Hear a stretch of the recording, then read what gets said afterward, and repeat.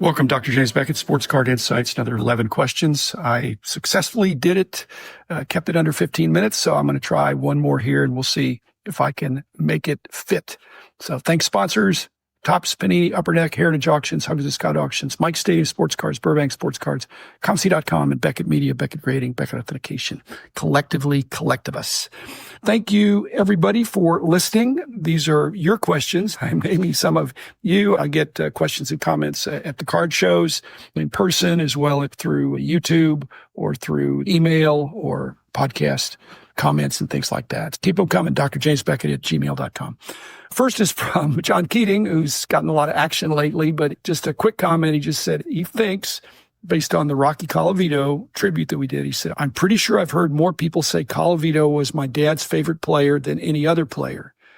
That makes me feel old, John, because I don't think I'm old enough to be your dad. Maybe I am, but he wasn't my favorite player. But yes, he was a lot of people's favorite player. So I don't think that's a big exaggeration.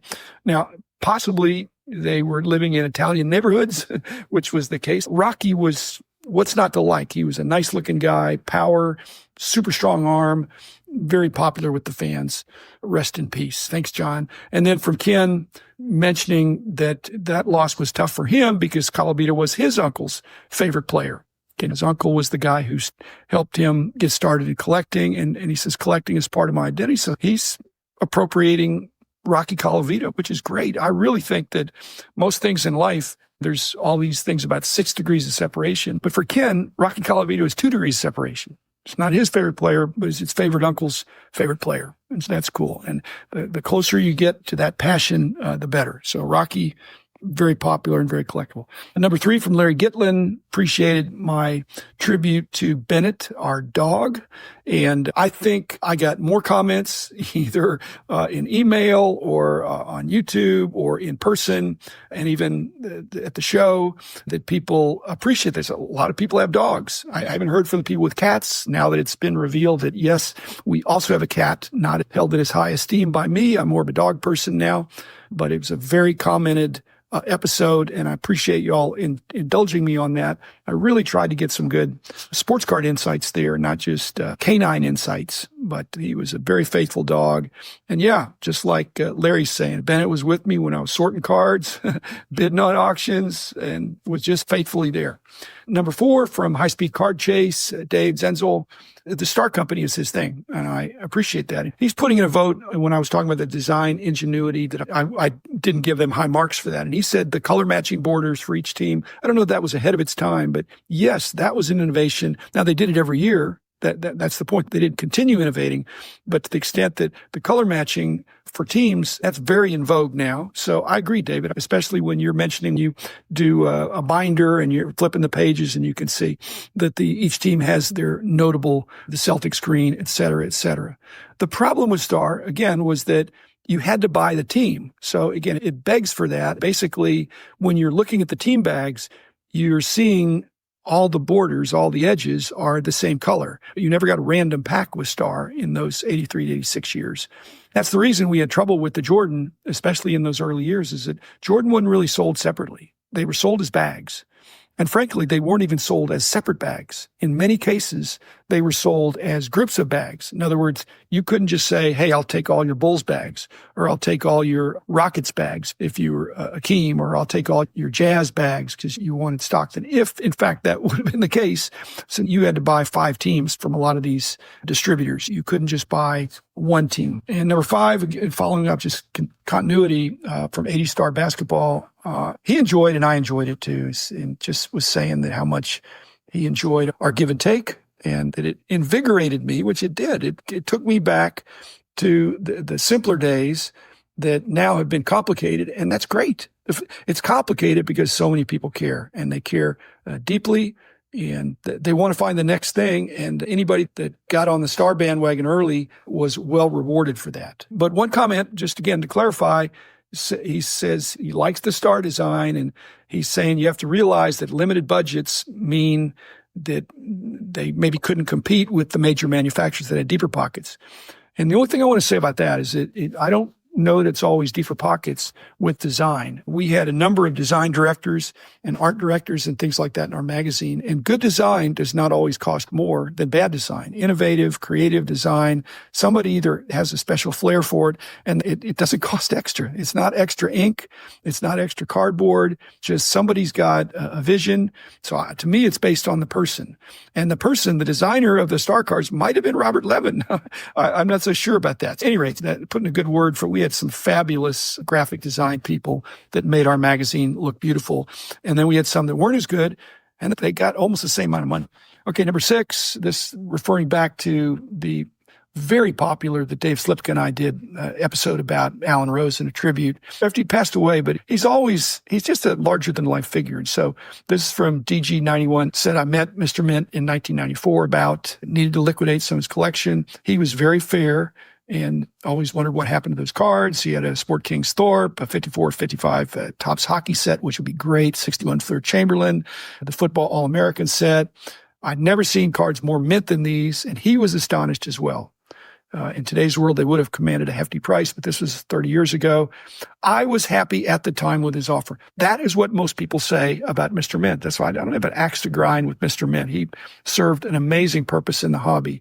The issue since then, especially 10 years after that, DG91XJ, the entry of grading into the mix allowed for dealers, if they were savvy, because in 94, if you found mint sets, it'd be a slight premium because you couldn't grade them. Before PSA really got rolling, Mr. Mint could upsell. He might pay 20% more, but sell it for 50% more. But it wasn't 10x like some of the PSA 10s go for crazy premiums compared to raw. But yeah, Mr. Mint, he was the highest bidder. He was the one that showed up with the cash saying, I'll buy your cards. Here's what I'll pay. And if you would have take your time and sell it slow and had the same knowledge, yes, you could have made more. But most people were happy with his offer. He doesn't have people mad at him. He provided a service by buying collections. Number 7 from Stuke, very frequent commenter. Appreciate that. And he's also talking about Mr. Mint, that he went up to Winnipeg with Alan Rosen with Mr. Mint. And he went up there because, as I've said before, that's where some of the 52 Topps high numbers came, where they were distributed. So they were still there. And so when Stuke was in Fargo, where he was, Mr. Mint was smart. He was focused. He wasn't lucky. He had a vision for his business and his persona, and he carried it out. And so when he goes to the Fargo, North Dakota show, it's not to sell cards. It's because they have some interesting cards there, including right across the border. So he did that. He said they found a few mantles and other high numbers. So you look at the icons of our industry, they're not lucky. They worked hard. And like I said, you had to do your research to know where potentially you could find those 52 Topps high numbers. And that was about as good as it gets for finding a collection in those days. Number 8, when Rich and I were talking and we mentioned Jerry Adamic, and Ken just says, yeah, Jerry is such a nice man. Absolutely, Ken, I agree. He said, I haven't dealt with him in a while. I haven't dealt with him in a while either. I see him and he's friendly, he's nice, he's personable, but he's not perfect health, as you would know. I knew his son, Matt, his wife, Lynn. They were just a great family. He was Cleveland Indians, if I could say Indians still. He was a Cleveland Indians guy, and I know he's selling stuff, but like me, I don't know that he's going to sell his best Indian stuff until the very bitter end. But Jerry, always great to see you at the shows. Okay, anonymous person says, I'm in my 40s. I've got a little bit of, he says, typical fat guy issues, high blood pressure, cholesterol, diabetes. Already been thinking about the day I'm gone. My wife is stuck with my stuff. I don't want to be a burden. That's why I'm working toward a serious downsize. I'm hoping that downsize is a personal downside, not just a collecting or card downsizing. I'm trying to do a card downsizing, but in the meantime, I'm trying to be fit and healthy. And to me, fitness is more important than fatness. You could be high body mass, BMI, but be fit. And you can be fit by walking around the card shows at a rapid speed and carrying boxes around and staying physically active, and then hopefully eating better as well. So enough preaching about that. Other than, I hope you're around for a long time, but I've done these mortality issues. It's sad, but we're all going to go sometime. And it's good for that to be more on your own terms if you can take good care of yourself. I think hobbies generally are therapeutic. The other thing he's mentioning is he's thinking about getting some of the better stuff graded so there'd be more. And basically, my normal advice is go to there's any number of reasons why you would pick one grading company over another.